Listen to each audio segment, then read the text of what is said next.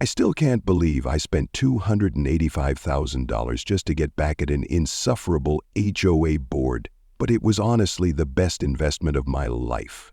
Who's watching this from a neighborhood with an overbearing HOA? Drop a comment below and let me know. I'd been living near Cedar Lake for 12 years, enjoying water access through a public pathway that locals had been using since the 1970s. That is, until Karen Winters, the new HOA president, decided that outsiders like me weren't welcome anymore. They built a fence, installed a locked gate, and laughed in our faces. No one thought I could do anything about it, until I discovered a legal loophole that even their hotshot lawyer husband hadn't spotted. My name is Mike Reynolds, and for the past 12 years, I've been living the dream in a modest house just a quarter-mile from Cedar Lake. I'm a freelance photographer by trade, which means I work from home most days when I'm not on assignment. My house isn't anything fancy, just a 3-bedroom ranch with a converted garage that serves as my office and studio. But its proximity to the water is what made it perfect. Every morning I'd walk down to the lake, sometimes with my fishing gear, sometimes with my camera, and start my day with the peaceful sounds of nature before diving into work. The lake access point was located within Lakeview Estates, a fancy subdivision with an active HOA, but the pathway itself had been used by everyone in the surrounding area for decades. There was an unspoken agreement that while the land technically fell within Lakeview's boundaries, it was a community resource. At least, that's what we all thought. I first noticed something was wrong when I arrived at the lake access point one crisp September morning to find a construction crew setting up wooden posts along the perimeter of the pathway. "Excuse me," I called out to a worker in a yellow hard hat. "What's going on here?"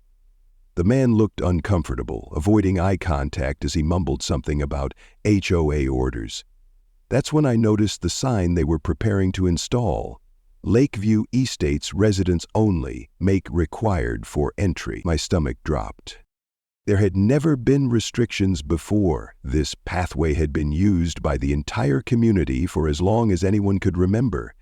I approached the foreman, a burly guy with a clipboard who seemed more willing to talk. "This is a public access point," I explained. "People have been using it for decades. The HOA can't just close it off." The foreman shrugged, clearly uncomfortable but unwilling to stop the work. "Look, buddy, I just follow orders. If you've got a problem with it, take it up with the Lakeview HOA board. I think their president is actually on site if you want to talk to her." That's how I first met Karen Winters, a well-coiffed woman in her early 50s with an expensive-looking pantsuit and the kind of smile that never quite reached her eyes. She was directing the placement of the fence with the precision of a military general, pointing and gesturing with manicured fingers. I approached her, trying to keep my voice level despite my rising frustration. "Excuse me, are you in charge of this project? I'm concerned about blocking access to a path that's been public for decades." Karen turned to me slowly, looking me up and down with unmistakable disdain. "And you are?" she asked, making it clear she couldn't care less who I was. I introduced myself and explained that I lived nearby and had been using the lake access for years. "Well, Mr. Reynolds," she said, emphasizing my name like it was something distasteful, "the Lakeview Estates Homeowners Association has voted to secure this area for the exclusive use of our residents. This pathway is on Lakeview property, and we have every right to restrict access as we see fit." I tried to explain about the decades of public use, but Karen dismissed me with a wave of her hand. "Previous boards may have been lax about enforcing property boundaries, but that's changed now. We're protecting our property values by ensuring our amenities are used only by those who pay the dues to maintain them." Her voice was dripping with condescension as she added, "Perhaps you should consider purchasing a home within Lakeview, if lake access is so important to you." I left seething with anger, watching as they continued to erect the fence that would cut off dozens of families from a lake we'd enjoyed for years. As I walked back to my car, I heard someone whisper my name. I turned to see an older man with white hair and kind eyes. He introduced himself as Frank Turner, a longtime Lakeview resident who didn't agree with the new board's decision. "This isn't right," he said quietly, glancing over his shoulder to make sure Karen wasn't watching. "Something fishy is going on with this new board. If you want to know more, meet me at Joe's Diner tomorrow at 10. I think you should know how they're bending the rules to get their way." The next morning, I arrived at Joe's diner 15 minutes early, anxious to hear what Frank had to say. The diner was a local institution, red vinyl booths, the smell of coffee and bacon in the air, and Joe himself behind the counter, a towel slung over his shoulder as he bantered with the regulars. Frank arrived right on time, sliding into the booth across from me with a folder tucked under his arm. "Ordered yet?" he asked, and when I shook my head, he waved Joe over. "2 specials and extra coffee, we're going to need it." As Joe shuffled off to place our order, Frank leaned in, his voice low. "I've been a Lakeview resident for over 20 years, he began. "Served on the board myself for a while back when we understood that being good neighbors meant something. But this new group," he shook his head, disgust evident in his expression. "Karen and her husband Kevin moved in about 2 years ago. Paid cash for the Hendersons' old place. You know, that big colonial on the lake? From day one, they've been pushing their weight around, complaining about everything from the color of mailboxes to the height of people's grass." Frank explained that Karen had manipulated the HOA election by scheduling the vote during a time when many residents were away for the summer. With low turnout, she and her supporters easily secured positions on the board. "The decision about the fence was pushed through with minimal votes," Frank continued, pulling out documents from his folder. "Look at this. Only 12% of homeowners actually voted on it. Most people had no idea it was even happening. But the fence was just part of a bigger plan, according to Frank. Karen and her husband Kevin, who was a real estate attorney, had connections with a luxury development company. They were systematically implementing changes to upgrade the neighborhood, with the ultimate goal of driving up property values for a massive sell-off. "They don't care about the community," Frank said bitterly. "They care about turning a profit, and they don't mind stepping on people to do it." As we talked, Frank revealed another crucial piece of information. The lake access path had a complicated legal history. It turned out that the land didn't actually belong to the HOA at all. It was part of a separate parcel that sat between the subdivision and the lake. The previous owner, an elderly man named Elmer Hodgkins, had allowed public use for decades, but he had passed away 6 months ago. The land was now in probate and scheduled to be auctioned off within the month. "The HOA has no legal right to build on that land or restrict access," Frank said, tapping the documents. "They're counting on no one checking the property lines or challenging them. They want to buy the land at auction to legitimize what they've already done illegally." Our conversation was interrupted when my wife Susan joined us. I'd called her after meeting Frank, knowing her background as a lawyer would be helpful. Initially, Susan had advised me to let the issue go, saying it wasn't worth the stress or potential legal fees to fight an HOA. But after hearing Frank's information, she was intrigued. "This changes things," she said, flipping through the documents. "If the HOA is building on land they don't own, that's trespassing. And if they're misrepresenting their actions to their members, that could be fraud." As we finished our breakfast, Susan's legal mind was already racing with possibilities. "We need to check the easement records," she said. "If the land has been used as a public access point for decades, there might be an implied easement by prescription. And we definitely need to look into this auction." Frank nodded enthusiastically. "That's what I was thinking. If the HOA is planning to buy that land to legitimize their fence, what if someone else bought it instead?" Susan's eyes met mine, and I could see the same thought forming in both our minds. "Mike," she said slowly, "what if we bought the land? Or what if a group of neighbors pooled resources to buy it together?" The idea was audacious, possibly expensive, but the more I thought about it, the more I liked it. "It would be the ultimate checkmate," I said, feeling a smile spread across my face. "They fence off their property only to find out it belongs to someone else entirely." Frank grinned, looking more animated than he had all morning. "Now you're thinking like someone who's dealt with an HOA before. Sometimes you have to play their game, but play it better." The next day, Susan and I drove to the county clerk's office, a utilitarian building filled with filing cabinets and the musty smell of old paper. The records department was managed by Martha Jenkins, a woman in her 70s who'd worked there for over 4 decades and knew the county's property history better than anyone. When we explained what we were looking for, Martha's eyes lit up with interest. The old Hodgkins place by Cedar Lake? Oh, there's been quite a bit of interest in that property lately. She led us through rows of cabinets, eventually pulling out several large folders and a set of maps.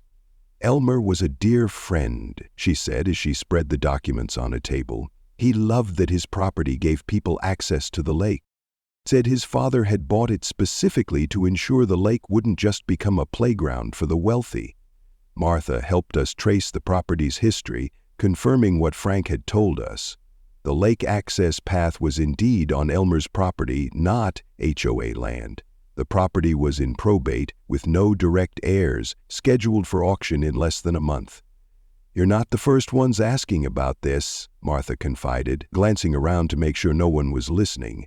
"A gentleman was here last week, very interested in the property boundaries. A lawyer type, well-dressed, bit full of himself." When I showed her a picture of Kevin Winters from his law firm's website, Martha nodded immediately. "That's him. Asked a lot of questions about the auction process, seemed very confident he'd be the winning bidder." She lowered her voice even further. "But I don't think he found what he was looking for. He missed the most important detail." Martha pointed to a notation on one of the property maps. "See this? The HOA has been building their fence on Elmer's land, not their own. They don't have any legal right to restrict access there." As Susan examined the documentation more closely, I couldn't help but smile at the irony. The HOA had been so confident in their authority that they hadn't even bothered to verify their property lines before building their fence. It was a critical mistake, one that gave us an unexpected advantage. As we were leaving the records office, we almost collided with Kevin Winters himself, striding in with an air of self-importance. He froze momentarily when he saw us, clearly recognizing me from my confrontation with Karen. "Mr. Reynolds," he said coolly, his eyes flicking to the folders in Susan's arms. "Doing some light reading about property law?" The tension was palpable as Susan introduced herself as my wife and a practicing attorney. Kevin's demeanor shifted slightly, lawyer to lawyer, though his condescension remained evident. "I admire your dedication," he said with a thin smile, "but I should warn you that the HOA is well within its rights to secure its perimeter. We're simply protecting our community from unwarranted intrusion." Susan matched his professional tone perfectly. "Actually, we were just confirming property boundaries, fascinating stuff. It seems there might be some confusion about where certain lands begin and end." Kevin's smile faltered for just a moment before he recovered. "Well, these matters can be complex for non-specialists. I'm sure the board has done its due diligence." As he brushed past us into the records office, I caught the flicker of concern in his eyes. He knew something was wrong, but wasn't sure exactly what we'd discovered. As we walked to our car, Susan was practically buzzing with excitement. "He's worried," she said. "They built that fence without checking who actually owned the land. It's amateur hour, and now they know we're onto them." Back at home, we spread the documents across our dining room table and began formulating a plan. The auction was scheduled for October 15th, just 30 days away. The starting bid would likely be around $150,000 based on the property's assessed value, but given its prime location on the lake, it could easily go much higher. "We need to figure out exactly how much money we can pull together," Susan said, already making calculations. "We can leverage our home equity, maybe take out a personal loan, but it might not be enough if the HOA is determined to win." That's when I remembered Frank's suggestion about pooling resources with other neighbors. "What if we're not in this alone?" I suggested. "There must be dozens of families who use that lake access regularly. If everyone contributed what they could." Susan nodded slowly, warming to the idea. "A community land trust. Everyone who contributes becomes a partial owner with guaranteed access rights. It's actually quite elegant." The challenge now was to organize quickly and discreetly. If Karen and Kevin realized what we were planning, they would undoubtedly take steps to block us or outbid us. We needed to rally support among the affected neighbors without tipping off the HOA board. "I'll talk to Frank," I decided. "He can help us identify who in Lakeview might be sympathetic to our cause. And I'll start reaching out to families in our neighborhood who use the lake access regularly." Within 3 days, we had assembled a core group of 15 neighbors in my living room, a mix of Lakeview residents who disagreed with the board's actions and nearby homeowners like us who had relied on the lake access for years. Frank had come through with contacts inside Lakeview, including a few who had voted against the fence but been overruled. Among our new allies was Lisa Chen, a sharp-minded accountant who lived 2 streets over from us and was furious about losing lake access for her family's weekend kayaking. Tom Garcia, a carpenter whose family had lived in the area even longer than Elmer Hodgkins and who had helped maintain the lake path voluntarily for years, and several other families with similar stories. As we explained what we'd discovered about the property boundaries and the upcoming auction, I could see a mixture of outrage and hope spreading through the room. "Let me get this straight," said Lisa, leaning forward in her chair. "The HOA built a fence on land they don't even own, and now they're planning to buy it to cover their tracks?" When we confirmed this was exactly the case, a murmur of disbelief rippled through the room. "That's not just underhanded," Tom added, "it's potentially illegal. Couldn't we report them for this?" Susan explained that while we could file complaints, the legal process would be slow and the auction would be over before any official action could be taken. "Our best strategy is to beat them at their own game," she said. "We buy the land out from under them and then we decide who gets access." This led to a practical discussion about finances. Lisa, putting her accounting skills to work, helped us estimate what we'd need. Based on comparable lakefront properties, we should expect the bidding to reach at least $250,000, possibly up to $300,000 if it gets competitive. It was a daunting figure, but when broken down among 15 households, it began to seem manageable. Each family pledged what they could afford, some a few thousand, others more. Susan and I committed to the largest portion, planning to tap into our home equity. Tom suggested we formalize our group as a legal entity, the Cedar Lake Community Access Trust, to manage the property if we succeeded. "We need to be clear that this isn't just about us," he emphasized. "This is about preserving public access for everyone, the way it's always been." As we were wrapping up the meeting, we were interrupted by a neighbor who wasn't part of our group. "Mike," she said urgently from the doorway, "there's someone taking photos of your house from the street." I rushed outside to find a man hurrying back to a car parked across the street. Though he drove away quickly, several people recognized him as David Wilson, an HOA board member known to be Karen's most loyal supporter. "They know we're organizing," Frank said grimly when I returned inside. "We should expect them to fight back." He was right.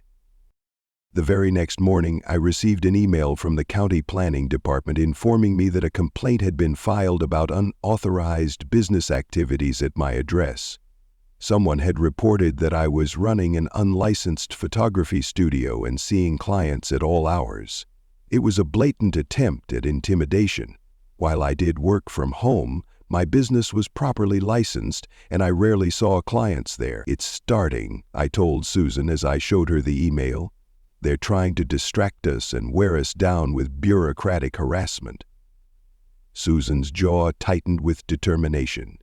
"Then we better make sure we win." The next 2 weeks became a chess match of moves and counter-moves. The county inspector who showed up to investigate the complaint about my business was apologetic and clearly uncomfortable with his assignment. Bob Thompson was a straight shooter in his late 50s who had been with the planning department for decades. After a cursory look at my permits and setup, he admitted this was a waste of everyone's time. "Between you and me," he said quietly as he was leaving, "this isn't the first questionable complaint I've been sent to check on in this neighborhood lately. Someone with pull is filing these reports." It wasn't hard to guess who that someone was. Meanwhile, our allies within Lakeview Estates reported a sudden increase in HOA violation notices. Frank received a citation for grass that was a quarter-inch too tall. Another supporter was fined because her trash can was visible from the street for an hour after collection, and others received similarly petty complaints. Karen was clearly targeting anyone she suspected of working with us, but these harassment tactics only strengthened our resolve and attracted more supporters to our cause. While dealing with these distractions, Susan and I focused on securing financing for the auction. We met with Linda Cooper, the manager at our local bank, to discuss our options. Based on our home equity, we could borrow up to $200,000. A substantial amount, but potentially not enough if the bidding went high. Combined with the $65,000 our group had managed to pool together, we were still at least $35,000 short of what Lisa estimated we might need. What about a personal loan to cover the difference? I suggested, but Linda shook her head. With the amount of home equity you're already tapping, that would overextend you financially. The bank wouldn't approve it. We left feeling discouraged but not defeated. We'll find another way, Susan assured me, squeezing my hand as we walked to the car. Maybe we can find more contributors or someone with deeper pockets who cares about lake access. Our financial concerns took on greater urgency when Frank called that evening with troubling news. The HOA held a special meeting tonight about lakefront development plans, he reported.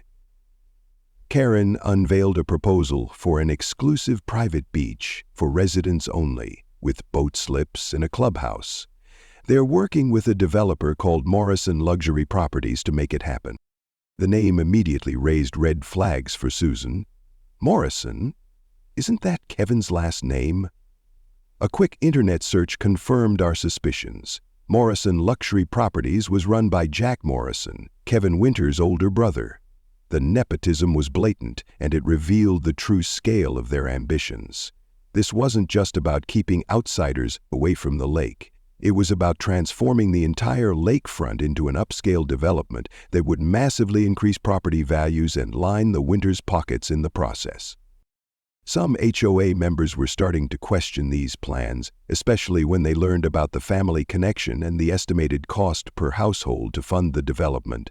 But Karen and Kevin maintained control through procedural maneuvers and the loyal voting bloc they had cultivated. Time was running short, and we were still scrambling to secure enough funding for the auction. Then, on the night before the auction, I received a call from Frank that nearly crushed our hopes entirely. Mike, I just heard from Karen's assistant they know about our plan to bid on the property, and they're prepared to go as high as $400,000 to win it. There's no way we can match that. I felt the wind knocked out of me. We had been so careful, but somehow they had discovered our intentions and were positioning to outbid us by a huge margin. Our entire community effort seemed doomed to failure. I was about to call Susan with the bad news when my phone chimed with a text message from an unknown number. I can help you beat the HOA. Meet me at the coffee house at 8 a.m. before the auction. The initials stopped me cold. E.H. Elmer Hodgkins? That was impossible. He had passed away 6 months ago, but who else would use those initials in this context? Curiosity overrode my skepticism. Whatever slim chance this offered, I had to take it. The coffee house was unusually quiet when I arrived the next morning. Just a few early risers scattered among the tables and the rich aroma of freshly ground beans filling the air. I ordered a coffee and chose a table near the back with a clear view of the door, unsure who I was looking for or if this meeting was even legitimate. At precisely 8 a.m., a woman in her mid-30s entered, scanned the room, and walked directly to my table. She wore a professional pantsuit and carried a leather portfolio, exuding confidence and purpose. "Mr. Reynolds? I'm Eleanor Hodgkins, Elmer's niece. Thank you for meeting me." The resemblance to photos I'd seen of Elmer was subtle but unmistakable, the same thoughtful eyes and determined set of the jaw. My surprise must have shown on my face because she smiled slightly as she sat down. "I'm guessing Frank Turner told you about my uncle. He was a good man who cared deeply about the community having access to the lake. That's why I contacted you when I heard what was happening." Eleanor explained that she had been overseas doing environmental law work when her uncle passed away. By the time she returned and sorted through his affairs, the probate process was well underway. "I only recently discovered that his property was going to auction, and then I heard about this HOA and their fence." She opened her portfolio and removed several documents. "My uncle was very clear about his wishes for that land. He wanted it to remain accessible to everyone, not just wealthy homeowners." She showed me an older will where Elmer had specified that the lakefront parcel should be donated to the county as a public access point. However, a newer will had superseded this without the specific provision, which was why the land was now being sold at auction. "But here's something the HOA doesn't know," Eleanor continued, lowering her voice. "My uncle created a public easement document years ago granting permanent public access rights to the lake path, regardless of who owns the property." She slid a faded document across the table. "A legally prepared easement, signed by Elmer and notarized." The document was our golden ticket. It effectively guaranteed that no matter who owned the land, the public would have the right to access the lake through the existing path. The problem was, as Eleanor explained, the easement had never been officially recorded with the county. To be fully enforceable, we need to prove its authenticity and then record it. That takes time, which we don't have before the auction. We discussed our options and a two-pronged strategy emerged. We would still try to buy the property to ensure control, but we would also use the easement document as leverage. "Even if we lose the auction, this document creates a significant legal cloud over the property," Eleanor explained. "It would severely limit what the HOA or any developer could do with the land, which might make them less willing to pay top dollar for it." As we finished our coffee and prepared to leave for the auction, I spotted a familiar figure watching us from a car across the street. Kevin Winters, his phone to his ear. "Looks like we're being monitored," I said quietly to Eleanor. "Good," she replied with a determined smile. "Let them worry about what we're planning." When we arrived at the county courthouse where the auction was being held, the atmosphere was tense. A small crowd had gathered, mostly other bidders interested in various properties being auctioned that day. In one corner stood Karen and Kevin Winters, along with a tall, distinguished-looking man whom Eleanor identified as Jack Morrison. They were huddled in conversation, occasionally glancing in our direction with evident concern. I was surprised to see several members of our community group had also shown up to provide moral support, including Frank, Lisa, and Tom. "We're all in this together," Frank said, patting my shoulder. "Win or lose."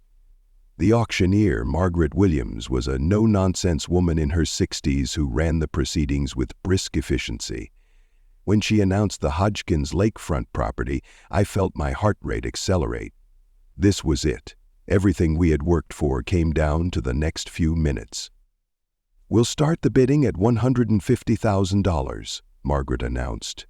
"Do I hear $150,000? I raised my paddle, acutely aware of Karen's eyes boring into me from across the room.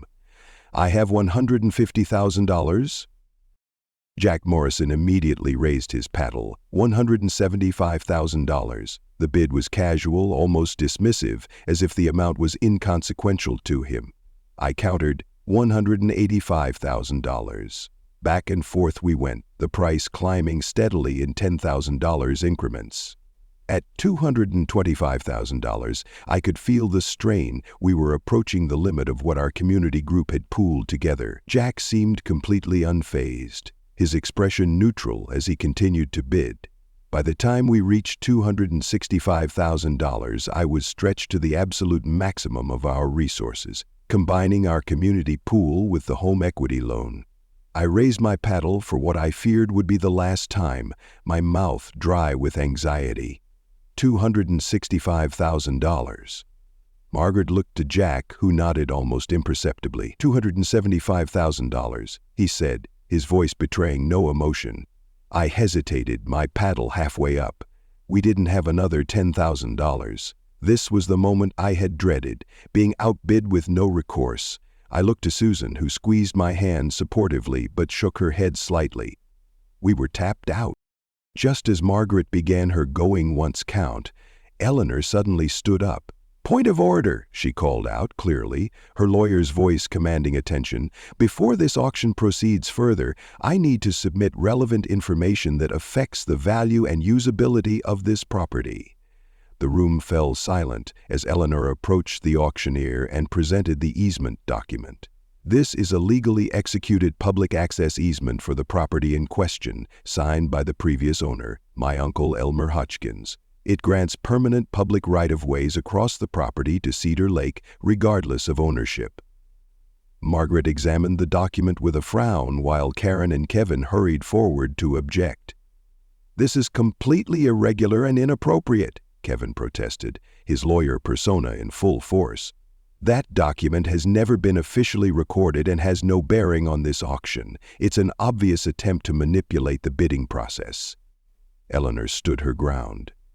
The document's legal validity can be determined after the auction, but potential bidders have the right to know about possible encumbrances on the property they're bidding on. Margaret, clearly uncomfortable with the situation, called for a brief recess to consult with the county's legal counsel. As we waited, the tension in the room was palpable. Karen was furiously whispering with Kevin and Jack, occasionally shooting venomous glances in our direction. Our community supporters gathered around us, offering words of encouragement. "Even if we don't win," Susan reminded me, "that easement document gives us a strong legal position to challenge any attempts to block access." After about 15 minutes, Margaret returned with a decision. "The auction will proceed," she announced, "but with the notation that there is a potential unrecorded easement that may affect property rights. All bidders should take this into consideration." The impact was immediate and exactly what we'd hoped for. Jack Morrison pulled Kevin and Karen aside for an intense conversation. When they returned to their seats, Jack's confident demeanor had noticeably dimmed. When bidding resumed, I held my breath as Margaret asked, "The current bid stands at $275,000. To everyone's surprise, I raised my paddle once more. During the recess, our community members had hurriedly pooled their available credit card limits, giving us just enough for one final bid. $285,000, I said clearly, hoping my voice didn't betray how precariously stretched we were. All eyes turned to Jack Morrison.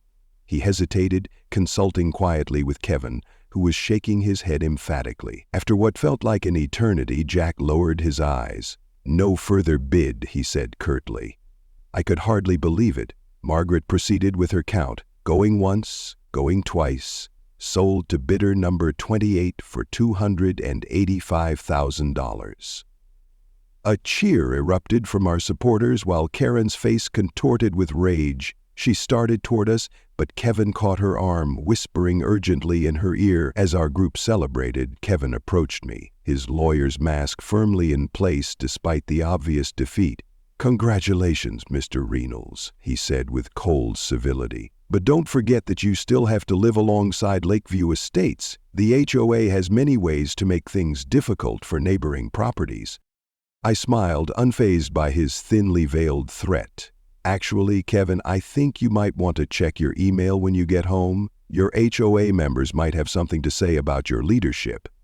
His confident expression faltered slightly. "What are you talking about?" Rather than answer, I turned away to join my celebrating friends and neighbors. What Kevin didn't know was that while we'd been focusing on the auction, Frank and several other Lakeview residents had been building their own case against the current HOA leadership. They had compiled evidence of procedural violations, conflicts of interest, and financial irregularities under Karen's presidency, all of which had been distributed to every Lakeview homeowner that morning. The tide was turning, not just for the lake access, but for the entire community. As we left the courthouse, victorious but financially stretched to the limit, Eleanor walked beside me. "My uncle would be proud," she said quietly. "This is exactly what he would have wanted, the community coming together to preserve something valuable for everyone." Over the next few weeks, the full extent of our victory became clear. The fence came down within days, replaced by a simple sign that read, "Cedar Lake Public Access Path, All Welcome." Our first act as the new owners was to establish the Cedar Lake Community Trust as the official property holder, with a charter that permanently protected public access. The financial stretch had been worth every penny, even though several of us would be paying off our contributions for years to come. But the impact extended far beyond the lake path itself. True to my hint to Kevin, the Lakeview HOA underwent a dramatic transformation. When confronted with the evidence Frank and others had compiled, including emails revealing the planned sweetheart deal with Morrison Luxury Properties and unauthorized use of HOA funds for personal expenses, homeowners were outraged. An emergency meeting was called, resulting in a vote of no confidence for Karen and her allies on the board. Frank was elected interim president, with a mandate to reform the HOA's governance and increase transparency. The Winters' personal ambitions collapsed like a house of cards. The deal with Morrison Luxury Properties fell apart when Jack realized he could no longer count on preferential treatment from the HOA. Kevin faced an ethics investigation from the State Bar Association for his role in the attempted land grab and the conflict of interest with his brother's company. Most satisfying of all was watching Karen and Kevin put their house on the market just 2 months later, unable to face their neighbors after their schemes were exposed. The community's response to our victory was overwhelming. What started as a fight for lake access evolved into a broader conversation about community values and responsible development. Eleanor and I worked together to establish a legal framework for the trust that would protect the property in perpetuity. We added a small plaque at the entrance to the path, the Elmer Hodgkins Memorial Lake Access, preserved for public use through community action. On a warm Saturday in May, we held a community celebration at the lake to officially dedicate the path. Nearly 100 people attended, families from our neighborhood, Lakeview residents, and even folks from other parts of town who had heard about our David versus Goliath victory. Children swam and played along the shore, while adults shared food and stories. Standing on the small wooden dock that extended into the clear waters of Cedar Lake, I found myself reflecting on everything that had happened. "Penny for your thoughts," Susan said, joining me with a cold drink in hand. "Just thinking about how sometimes the best investments aren't about money at all," I replied, watching our neighbors enjoy the lake that belonged to all of us now. "We spent $285,000 to buy this land, but what we really bought was something that never should have been for sale in the first place. Our community." Susan smiled, leaning her head on my shoulder. "Well, when you put it like that, it was a bargain." As the celebration continued around us, a local reporter approached, notebook in hand. "Mr. Reynolds, I'm with the Gazette. People are calling your story a blueprint for how regular folks can stand up to powerful interests. Any comment?" I thought for a moment, looking out over the lake that had been worth fighting for. "The lesson here isn't about beating an HOA or winning an auction," I said finally. "It's about remembering that a community isn't just a place where people live near each other. It's people choosing to live with each other, looking out for one another. When we come together, we're stronger than any fence." The reporter smiled, scribbling quickly. "And what would you say to other communities facing similar battles with developers or restrictive HOAs?" I considered this for a moment. "Know your rights, do your research, and most importantly, talk to your neighbors. You might be surprised how many people share your concerns once someone takes the first step to speak up." Frank joined us at the dock, beaming with pride at what we'd accomplished. "The new HOA bylaws passed unanimously," he announced. "No major decisions without 60% homeowner participation, full financial transparency, and term limits for board members." Karen and Kevin's legacy is the opposite of what they intended. They actually made Lakeview a more democratic community. We laughed together, enjoying the irony. As the sun began to set over Cedar Lake, casting long golden reflections across the water, children continued to splash and play along the shoreline, the same shoreline that nearly became an exclusive playground for the privileged few. Parents watched from picnic blankets, neighbors chatted across folding chairs, and the sound of laughter drifted across the water. This was what victory looked like, not just defeating the villains, but creating something better in the aftermath. It's been exactly 1 year since our community saved Cedar Lake access, and the changes have rippled far beyond our little corner of the world. The Cedar Lake Community Trust has become a model for other neighborhoods facing similar challenges. We've been contacted by community groups from 3 different states, asking for advice on how to protect their own shared spaces from exclusionary development. Eleanor, putting her environmental law expertise to good use, has drafted a template for community land trusts that's being shared nationwide. The story even caught the attention of a state legislator who's now working on a bill to strengthen public access rights to natural resources. They're calling it the Hodgkins Act in honor of Elmer's original vision. As for the main characters in our drama, life has taken some interesting turns. Karen and Kevin Winters relocated to a gated community in another state, where I sincerely hope they've learned something about community values.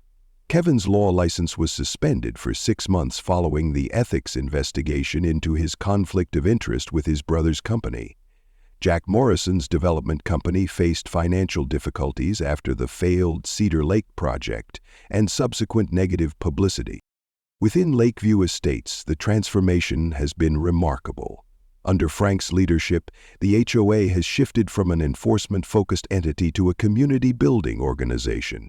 They still maintain neighborhood standards, but with a spirit of cooperation rather than confrontation.